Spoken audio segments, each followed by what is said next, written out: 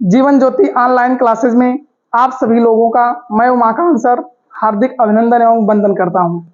जैसा कि पिछले वीडियो में हमने संधि के अध्ययन में आप लोगों को स्वर संधि के वृद्ध स्वर संधि जो भेद है उस पर अध्ययन किया था, और इसके बाद आज हमारा अगला टॉपिक, अगला अध्ययन स्वर संधि के ही यण स्वर संधि पर होगा। तो पिछले वीडियो में हमने पढ़ाया था वृद्ध स्वर संधि, और वृद्ध स्वर संधि के बाद आज हम यण स्वर संधि के बारे में बात करते हैं, और हमारी शुरुआत होती है यण स्वर संधि से। ध्यान दीजिएगा, यण स्वर संधि का यदि सूत्र पूछा जाए, सूत्र यण स्वर संधि का सूत्र क्या होता है, तो यण स्वर संधि का सूत्र होता है इको यणचि।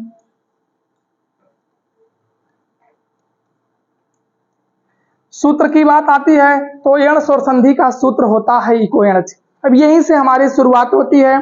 अभी तक हमने आपको दीर्घ स्वर संधि पढ़ाया, गुण स्वर संधि पढ़ाया और वृद्ध स्वर संधि पढ़ाया। तीनों संधियों में हमने अभी तक जो नियम बताया कि धन के पहले आ सकता है या धन के बाद आ सकता है, धन के पहले आएगा बाद में ई आएगी, लेकिन जो कुछ था यहाँ पर दोनों स्वरों का मेल हो रहा था। परंतु यण स्वर संधि से साथियों थोड़ा से ध्यान देने की आवश्यकता है कि यहाँ से थोड़ा से नियम में बदलाव होगा, तो इस पर बल दीजिएगा। हम शुरुआत करते हैं यण स्वर संधि के पहले नियम से। अगर बात किया जाए नियम नंबर 1 की, यण स्वर संधि का पहला नियम क्या कहता है, आपको अब यहां धन के पहले नियम में धन के पहले या तो ह्रस्व या तो दीर्घ ई मिलेगी, या तो छोटी या तो बड़ी ई मिलेगी, परंतु धन के बाद कोई भिन्न स्वर मिलेगा। कैसा स्वर मिलेगा? भिन्न स्वर मिलेगा। यहां हमको देखना है भिन्न स्वर, यानी ई और ई बाद में ना आकर के इसके अलावा आ सकता है, ऊ आ सकता है, ए आ सकता है, कोई और स्वर आएगा, परंतु धन के बाद ई और ई नहीं आएगी। यही बात नियम में बताई गई कि धन के पहले या तो छोटी ई या तो बड़ी ई, परंतु धन के बाद क्या मिलेगा? कोई असमान या भिन्न स्वर। अब ध्यान देने की आवश्यकता है, होगा क्या?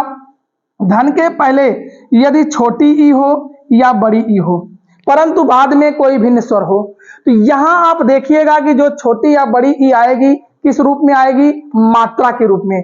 छोटी होगी तो छोटी की मात्रा के रूप में, बड़ी होगी तो बड़ी की मात्रा के रूप में, परंतु बाद में आएगा कोई स्वर ही, लेकिन वह स्वर ई या ई से अलग होगा। अब ऐसा होगा तो धन के पहले यदि छोटी ई होगी तब भी इसका परिवर्तन आधे या में, धन के पहले बड़ी ई होगी तब भी इसका परिवर्तन किस में जाएगा? आधे या में हो जाएगा। इस पर विशेष ध्यान दीजिएगा। यही नियम है इसका यण स्वर संधि का पहला। धन के पहले छोटी या बड़ी ई हो, बाद में कोई भिन्न स्वर हो, इसी धन के पहले वाले छोटी या बड़ी ई का परिवर्तन या में होगा, परंतु यह ई या ई किस रूप में होगी? इसको विशेष ध्यान दीजिएगा मित्रों। किस रूप में होगी? मात्रा के रूप में। थोड़ा सा हम इसके उदाहरण पर बात करते हैं। इसको हम ऊपर कर देते हैं, थोड़ा सा देखिएगा, उदाहरण पर बल देते हैं। उदाहरण यदि ध्यान दिया जाए, एक उदाहरण मैं लिख रहा हूं, इति धन आदि। इति धन आदि, देखिए विच्छेद है, बीच में धन या प्लस का चिन्ह लगा है।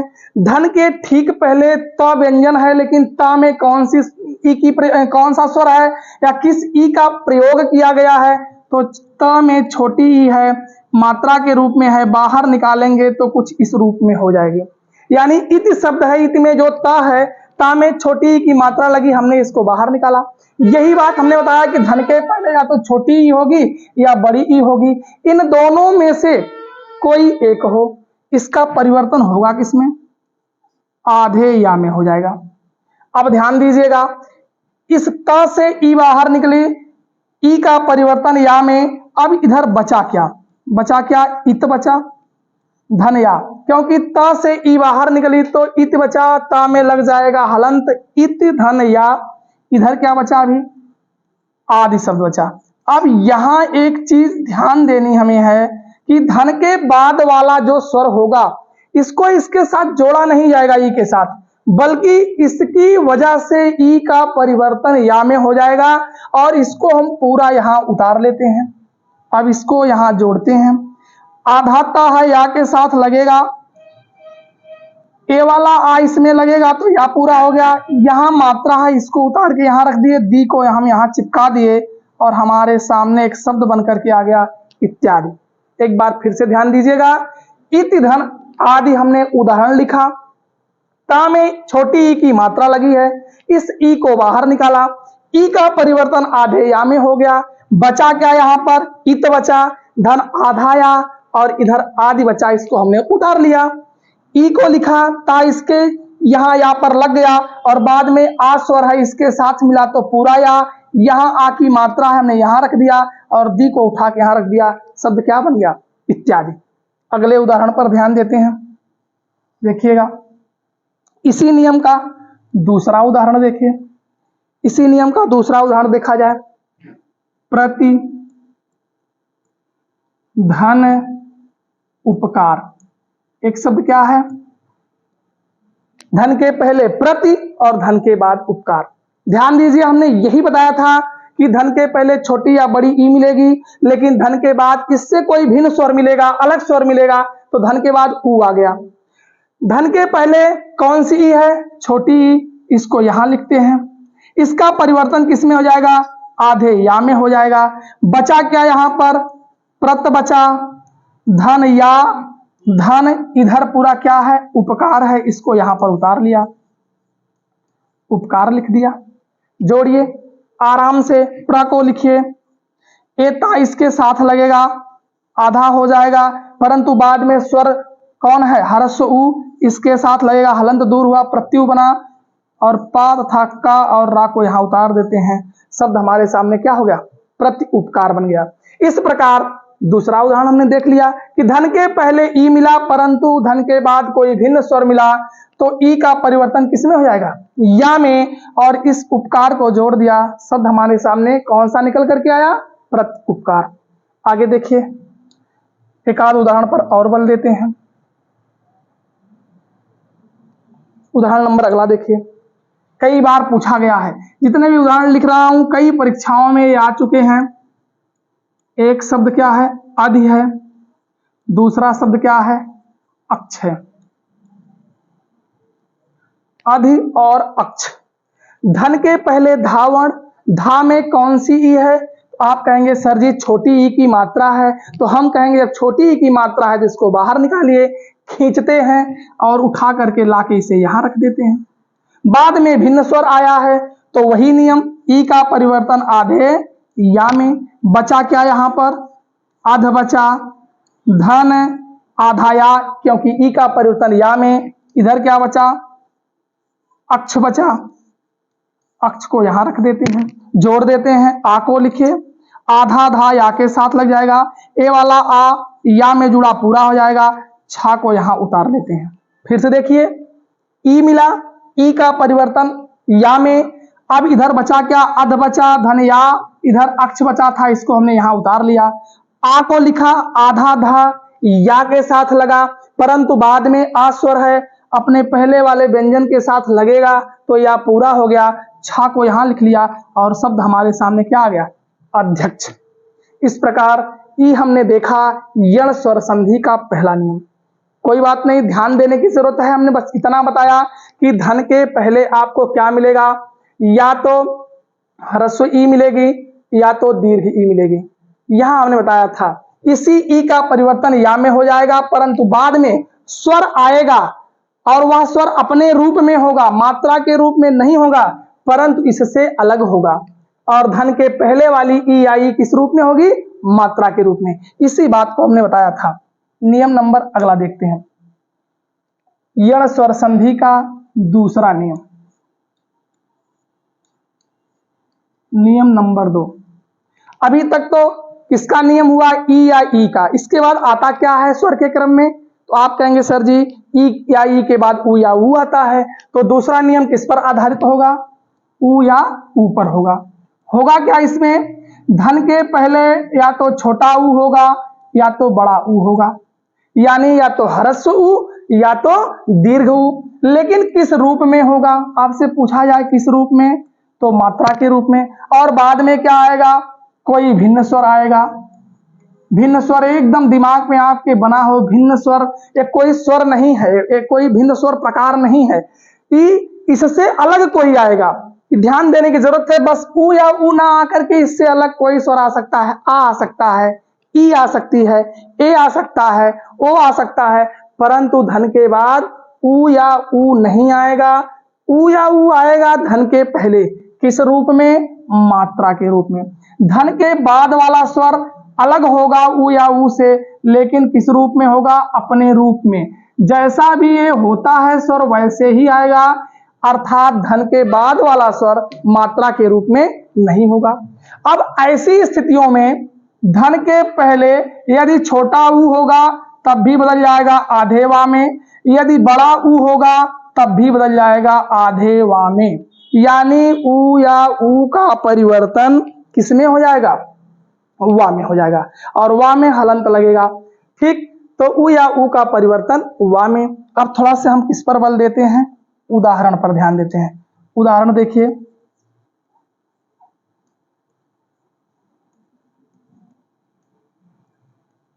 उदाहरण देखा जाए यदि, अभी हम लिखते हैं यहां पर एक उदाहरण आपके सामने, सु धन आगत।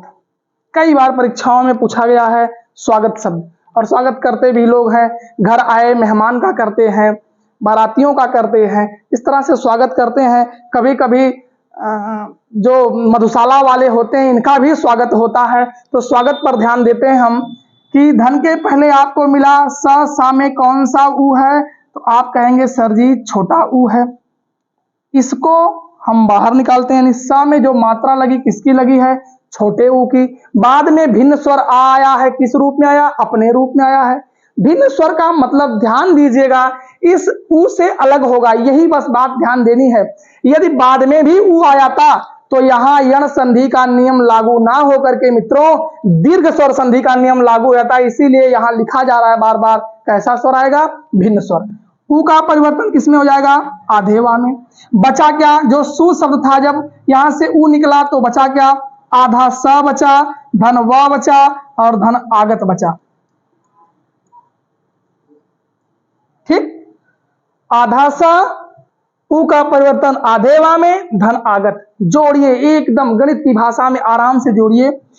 सा को वा के थुथुन पर लगा दीजिए तो यहां लग जाएगा, ई वाला आ।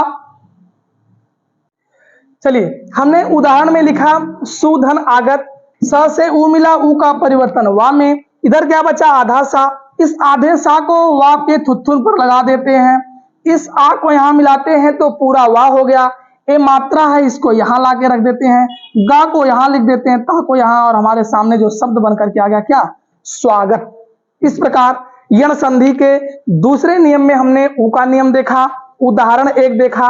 एक आध उदाहरण पर और बल देते हैं, थोड़ा सा उदाहरण पर और ध्यान देते हैं। एक उदाहरण यदि और देखा जाए, देखिए अब क्या है, लघु धन ओष्ठ, लघु धन ओष्ठ, लघु धन ओष्ठ। बच्चे परेशान हो जाते हैं कि बाद में ओ आ गया, ई आ गई, ए आ गया। कुछ मत ध्यान मत दीजिए, कौन स्वर आता है उसकी की आपको मात्रा के रूप में जब अभी जोड़ेंगे तो लगा देंगे, आएगा तो अपने रूप में। अभी मैं बताता हूं, ध्यान दीजिए। धन के पहले लघु शब्द है, घा में ऊ की मात्रा, हरस ऊ मिला, बाहर निकालिए। इस ऊ का परिवर्तन आधे वा में, जो लघु शब्द था अब बचा क्या, लघ बचा, क्योंकि ऊ निकल गया तो आधा घा बचा, लघ धन वा, ऊ का परिवर्तन वा में। इधर क्या है भैया, ओष्ठ है। इस ओष्ठ को पूरा जैसे है वैसे उतार लीजिए, कुछ मत करिए, ला को लिखिए, घा आधा वा के साथ लग जाएगा क्योंकि बाद में व्यंजन है। यदि यही स्वर होता तो ये घा पूरा रहता, लेकिन व्यंजन है, परंतु बाद में इधर वा के बाद ओ है तो वा को हम लिखे। अभी तक तो आधा था लेकिन ओ की मात्रा यहां लगा देंगे, पूरा होगा, प्लस मात्रा लगेगी, आधा मूर्धन्य सा, इसके बाद थ, शब्द क्या हो जाएगा, लघोष्ठ हो जाएगा। इस प्रकार हमने यण संधि का यह नियम देख लिया। दूसरा वाला एक उदाहरण भी देख लिया, पहले स्वागत, दूसरा लघोष्ठ। हमने किया क्या, लघु धन ओष्ठ लिखा, धन के पहले ऊ का परिवर्तन वा में, बचा लघ और वा में ओ को जोड़ दिया, शब्द हमारे सामने क्या आ गया, लघोष्ठ आ गया। एक उदाहरण और ध्यान देते हैं, सिर्फ समझने की जरूरत है, इसके बाद आप अपने आप बना सकते हैं, कोई बहुत बड़ी दिक्कत नहीं है। देखिएगा, लिख रहे हैं हम अनु धन एषण। धन के पहले ना में कौन सा स्वर है, ह्रस्व ऊ है, इसको निकालेंगे बाहर, इसका परिवर्तन किसमें हो जाएगा, आधे वा में हो जाएगा। ना में ऊ मिला, ऊ को बाहर निकाला, ऊ का परिवर्तन आधे वा में, बचा क्या यहां पर, अन बचा, धन आधा वा बचा, धन एषण। कुछ नहीं करना, ऊ मिला, ऊ का परिवर्तन वा में, इधर जो ए है क्षण सहित इसको हमने उतार लिया, जोड़ दीजिए, आ को लिखिए, यहीं पर ध्यान दीजिए, ना है परंतु बाद में व्यंजन है, ना इसके साथ आधा लग जाएगा, वाह है ये भी आधा है यानी हलंत लगा है, परंतु बाद में स्वर है ए, अब इस स्वर की मात्रा यहां लग जाएगी, सा को यहां उतार लेंगे, अड़ा को यहां लिख देंगे और एक शब्द हमारे सामने आ जाएगा क्या, अन्वेषण। इस प्रकार यण संधि का ये था दूसरा नियम, किस पर आधारित, ऊ या ऊ पर आधारित, यण संधि का तीसरा नियम। देखिए, हम अपने कोचिंग के माध्यम से हम लोग प्रयास यही कर रहे हैं, छोटा छोटा वीडियो आपको दिया जाए, बहुत बड़ा होने के बाद भी मन हमारा उब जाता है, तो छोटे वीडियो होंगे तथ्य लेकिन हमारे मजबूत होंगे। एक वीडियो में हम एक संधि का निपटारा कर रहे हैं, इसके बाद आने वाले समय में हम अपने सभी साथी शिक्षक मित्रों के साथ आपको महामैराथन संबंधी क्लास भी देते रहेंगे, प्लस आप इस पर थोड़ा से ध्यान दीजिए। और बीच में मैं रुक करके आपसे एक निवेदन कर रहा हूं कि हमारी कोचिंग संस्थान को अधिक से अधिक मित्रों में शेयर करिए तथा सब्सक्राइब करते रहिएगा। बस इतना ही हमारा निवेदन आपसे है, करवत निवेदन है, इसके साथ हम लोग अपना प्रयास जो भी है करते रहेंगे। चलिए, यण संधि का तीसरा नियम। अब यण संधि का तीसरा नियम किस पर आधारित है, आप ध्यान देंगे तो पहले आया आ आता है, स्वर पढ़ते हैं, इसके बाद ई आई आती है, फिर ऊ या ऊ आता है, ऊ या ऊ के बाद क्या आता है भैया, तो आप कहेंगे सर जी री आता है, बिल्कुल, ऊ या ऊ के बाद क्या आता है, री।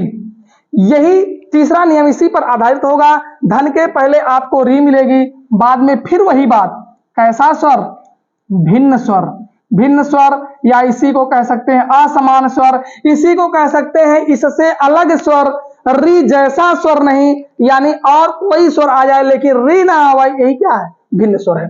धन के पहले मिले री का परिवर्तन किसमें हो जाएगा, आधे रा में, ई मिला आधे या में, ऊ मिला आधे वा में, और री मिला, इसका परिवर्तन किसमें हो जाएगा, आधे रा में। देखिए उदाहरण पर ध्यान देते हैं,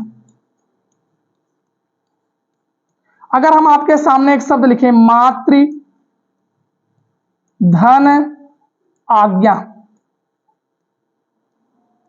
मातृधन आज्ञा, ध्यान दीजिए, त व्यंजन है, वर्ण त है, लेकिन इसमें मात्रा किसकी लगी है, री की, तो हम यही कहेंगे इसको क्या करिए आप, बाहर निकालिए।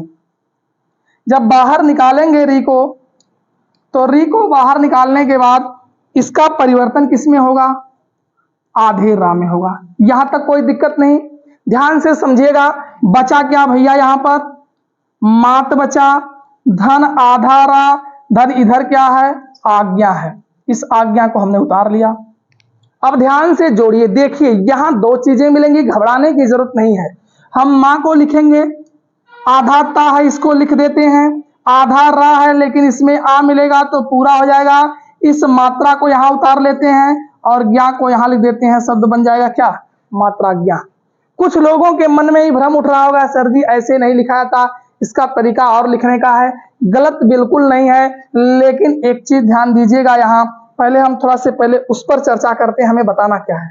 ऊपर कर देता हूं थोड़ा से, आप लोग वर्णमाला में पढ़े भी होंगे संयुक्त व्यंजन, कैसा व्यंजन, संयुक्त व्यंजन। मैं पढ़ाऊंगा वर्णमाला, बहुत वर्णमाला पर विधिवत अध्ययन हम लोगों का होगा, लेकिन अभी यूपी टेट की परीक्षाएं आने दीजिए नजदीक, कोशिश पहले से हम लोगों की द्वारा की जाएगी। फिलहाल हम लोग संयुक्त व्यंजन पर जब बात करते हैं, हमको 4 संयुक्त व्यंजन मिलते हैं, एक मिलता है छ, एक मिलता है त्र, एक मिलता है या, और एक मिलता है स्र। इसमें इस छा की बनावट यानी छा की उत्पत्ति होती कैसे है, तो आधा का होता है और मूर्धन्य स होता है, इसके मेल से छ बनता है।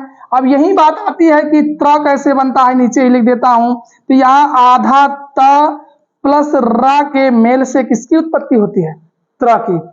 अब मैं ये फोटो आपको यहां से जोड़ना चाह रहा हूं। इस आधे ता और रा को देख लीजिएगा, थोड़ा से आप यहां आइए, यहां ऐसी ही तो स्थिति है, आधा ता और रा ही है, तो इसको हम त्रा लिख सकते हैं कि नहीं, क्योंकि संयुक्त व्यंजन में त्रा की उत्पत्ति आधे ता और रा से ही होती है। तो आप कहेंगे बिल्कुल सर लिख सकते हैं, यही चीज है संयुक्त व्यंजन की, हम इसको मिटा देते हैं। इस पर हम अगले वीडियो में जब हमारा वर्णमाला का सेशन चलेगा उस पर हम विधिवत अध्ययन करेंगे, लेकिन हम सिर्फ त्रा को बताना चाहते थे कि त्रा की उत्पत्ति कैसे होती है, आधे ता और रा से। सेम कंडीशन यहां है। अब इसको थोड़ा से हम हटा देते हैं, देखिए इधर आते हैं। अब आधा ता और रा है, तो इसको हम त्रा लिख सकते हैं कि नहीं, आप कहेंगे बिल्कुल लिख सकते हैं सर।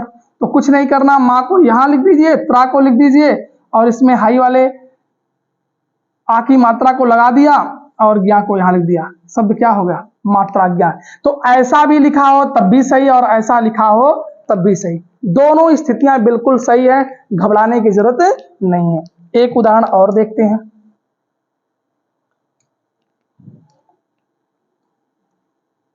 पितृ धन उपदेश। बच्चे इस उदाहरण को देख करके घबरा जाते हैं कि बाद में ऊ आ गया तो क्या आ गया, कुछ नहीं, कोई स्वर आए, घबराने की जरूरत नहीं है, बस उस पर ध्यान देने की जरूरत है। हमने लिखा पितृधन उपदेश, ता में री मिला, री को बाहर निकाला, री का परिवर्तन किसमें हो गया, रा में। जो पितृ शब्द था, अब बचा क्या यहां पर, पित्त बचा, क्योंकि री बाहर निकल गया तो पित्त बचा। धन आधा रा और इधर ऊ स्वर आया है भिन्न स्वर, इसको इसके साथ उतार लेते हैं, हम यहां लिख देते हैं उपदेश। ध्यान दीजिएगा, पहले पी को लिखा, ता और रा, अब यहां त्रा हम लिख सकते हैं कि नहीं, पिछले वीडियो हमने इसी को बताया था। तो आप कहेंगे बिल्कुल सर लिख सकते हैं, त्रा लिख दिया, ऊ की मात्रा को यहां लगा दिया, पा को यहां उतार लिया, दा को यहां लिख दिया और इस पर एक ही मात्रा लगाते हुए शब्द लिख दिया पितृ उपदेश। शब्द क्या हमारे सामने आ गया, पितृ उपदेश। ध्यान दीजिएगा, ये शब्द क्या बना, पितृ उपदेश। कुछ नहीं करना, री से रा का परिवर्तन, बचा पित, रा और उपदेश। इस ता और रा को जोड़ करके हम त्रा लिख सकते हैं, अभी मैं संयुक्त व्यंजन में ही बताया था थोड़ा से समय पहले। और इसी त्रा में ऊ की मात्रा को लगा दिया, पा को लिखा, देश को यहां उतार लिया, शब्द हमारे सामने क्या आ गया, पितृ उपदेश। एक उदाहरण और बता देते हैं, इस पर आप थोड़ा सा अध्ययन करिएगा, चिंतन करिएगा और इसके बाद पढ़िएगा तो आसानी से समझ में आ जाएगा। देखिए अगर मैं लिख दूं मातृधन इच्छा, मातृ धन इच्छा, अगर इसको लिखा जाए मातृ धन इच्छा, त्रा में सॉरी ता में कौन सा स्वर है, आप कहेंगे सर री है, बाहर निकाला, इस री का परिवर्तन आधे रा में, बचा क्या यहां पर, मात बचा, धन रा, धन इधर क्या है, इच्छा। इसको जोड़ देते हैं, ध्यान दीजिएगा क्या करना है, पहले मां को लिखिए, ता और रा को त्रा लिख सकते हैं बिल्कुल, और इस पर छोटी ई की मात्रा को लगा दीजिए। जब छोटी ई है तो मात्रा, यहां कुछ बच्चे घबरा जाते हैं कि छोटी ई की मात्रा बड़ी ई की मात्रा किधर लगाएं, तो छोटी ई की मात्रा इधर से लग जाएगी, आधा च और छा को यहां उतार लेंगे, शब्द हमारे सामने क्या आ जाएगा, मातृच्छा आ जाएगा। इस प्रकार यण स्वर संधि का ये था तीसरा नियम। आज हमने आपको बस इतना बताया, ध्यान से सुनिएगा मेरी बात को। हमने आज कहा कि धन के पहले वाला स्वर और धन के बाद वाला स्वर मिलेगा नहीं, जुड़ेगा नहीं, बल्कि उसके प्रभाव से धन के पहले वाले स्वर का परिवर्तन होगा। लेकिन धन के पहले या तो आपको मिलेगी क्या, ई आई होगी तो बदल जाएगी या में, धन के पहले मिलेगा ऊ या ऊ, बदल जाएगा आधे वा में, धन के पहले होगी री और री बदल जाएगी किसमें, आधे रा में। यानी ई या ई का परिवर्तन या में, ऊ या ऊ का परिवर्तन वा में और री का परिवर्तन किसमें आता है, र में हो जाता है। इस प्रकार आज हम लोगों ने यण स्वर संधि पर अध्ययन किया। एक बार पुनः मैं आपसे अपने कोचिंग संस्थान की तरफ से निवेदन करना चाहता हूं कि अधिक से अधिक हमारे वीडियो को आप शेयर करिए, लाइक करिए, सब्सक्राइब करिए और हम लोग अपना प्रयास जितना हो सकेगा देंगे। धन्यवाद मित्रों, मैं आपका अपना उमाकांत सर।